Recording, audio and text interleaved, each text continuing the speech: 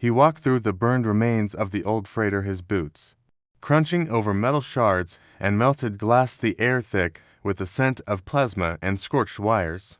And in his arms a child barely 2 years old, no older than that, with pale violet skin and glowing eyes that blinked up at him with innocent curiosity. He had found her under a collapsed panel shielded by a dead engineer, whose charred remains still smoked. The girl had not cried, she had not moved, just stared at him as if she knew him, and he had not thought twice before picking her up, before wrapping her in his jacket and stepping out into the ruin, with her clutched to his chest. The sky above was red with dusk, and distant thunder marked the arrival of patrol ships, but he did not wait to explain, nor did he stay to be questioned. He ran with her into the forested ridges, knowing only that someone would come for her, someone powerful, someone who had never expected to lose her in the first place. Across the stars, in a throne room carved from crystal and light, the alien queen stood with hands clenched so tightly her claws dug into her palms, blood trailing down her wrists, unnoticed by all except the silent guards lining the walls.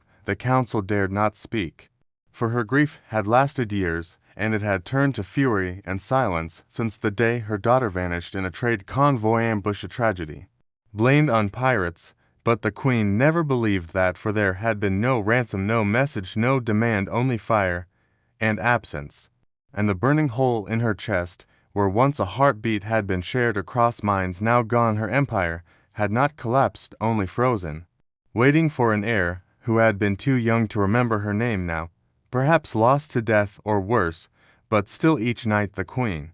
stood at the highest spire, looking across galaxies, as if she could see through time, willing the stars to return what they stole. He lived high in the shadow of Mount Varus, where the wind howled like beasts, and the nights held no mercy. But he had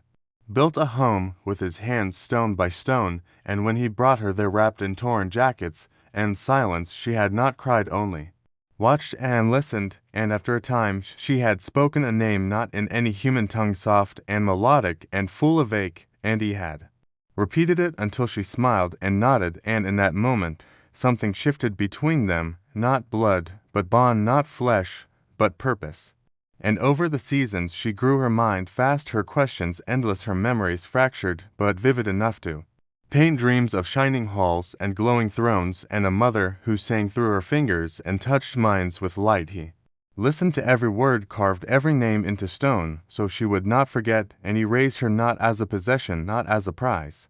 but as someone sacred, as someone the stars would one day come for, and he promised he would not let them take her without her choosing. It began with tremors, first in the earth, then in the sky, and he knew before the others that they were not storms or tectonic tantrums, but ships vast and old and shaped like living monuments, descending through clouds with no subtlety, no warning, only presence and fear. And the girl, now tall and radiant with glowing eyes, looked to the heavens and whispered a word he had never heard before, and in her tone there was both dread and hope. And when the queen stepped from the vessel, all armor and sorrow and gaze as sharp as a blade, the villagers fell to their knees. But he stood at the doorway, arms folded over the girl's shoulders as she stood behind him, trembling, and the queen's eyes locked on the child, and something inside her shattered visibly, as if glass beneath pressure had finally given way. She took a single step forward, but said nothing, her throat closing, her breath stolen by recognition and disbelief. She reached with both hands, slow as starlight, and the girl stepped forward, not running, not crying, but with the solemn weight of instinct, with the knowing that this moment would alter the sky itself. And when their fingers touched, the queen collapsed, not from pain, not from weakness, but from the breaking of long-held anguish that poured from her eyes in rivers, without shame, without end. The guards rushed forward, but were halted by a single glance from her, where she knelt on the cold dirt, her arms wrapped around her daughter, whose head pressed to her chest, who whispered something that made the queen sob harder. And she looked up to the man, to the human who had sheltered her child for 7 long cycles, and her voice cracked when she said the words of deepest reverence, words that no human had heard from her kind before. And he nodded, saying nothing, because words would only break what had just begun to heal. She stayed not long, for an empire had waited far too long for its heart to return.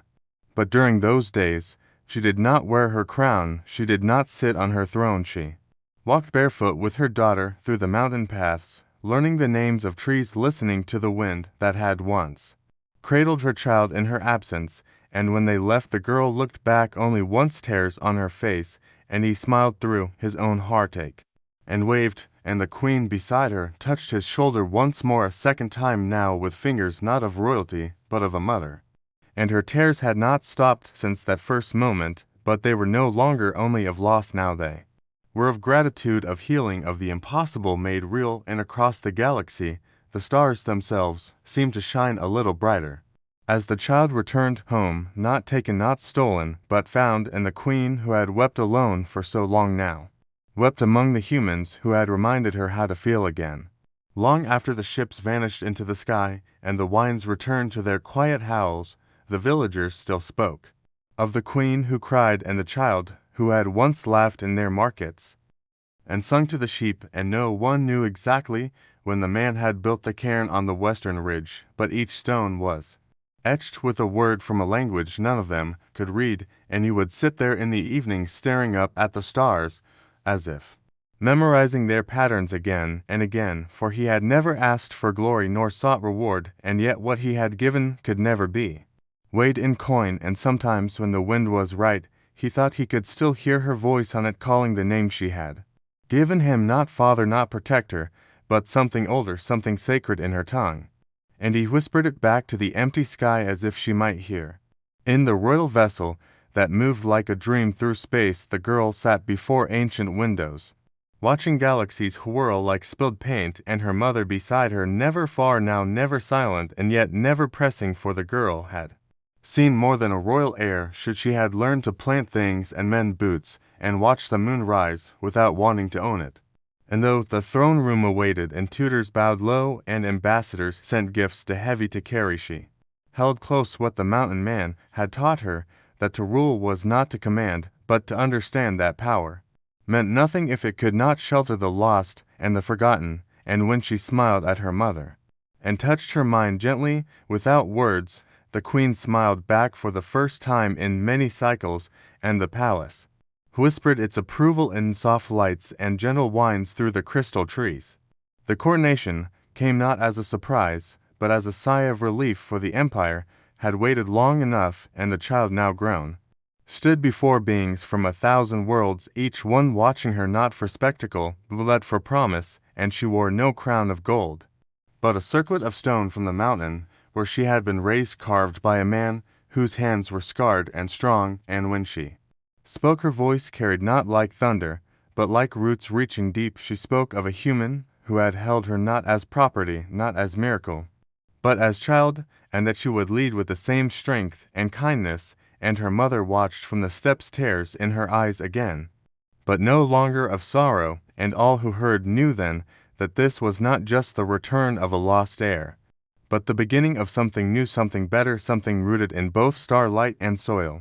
Years passed like rivers through canyon, and one day, when the stars aligned just so, a shuttle landed quietly on the old ridge, and the man who had grown gray with time stepped out of his small home to find her standing there, tall, proud, radiant, and beside her the queen, still graceful, still watching him with something soft in her gaze. And the girl ran to him, not like a dignitary, not like a sovereign, but like the child he had raised, her arms around him so tight he laughed for the first time in years, and they sat at the cairn and spoke of everything and nothing.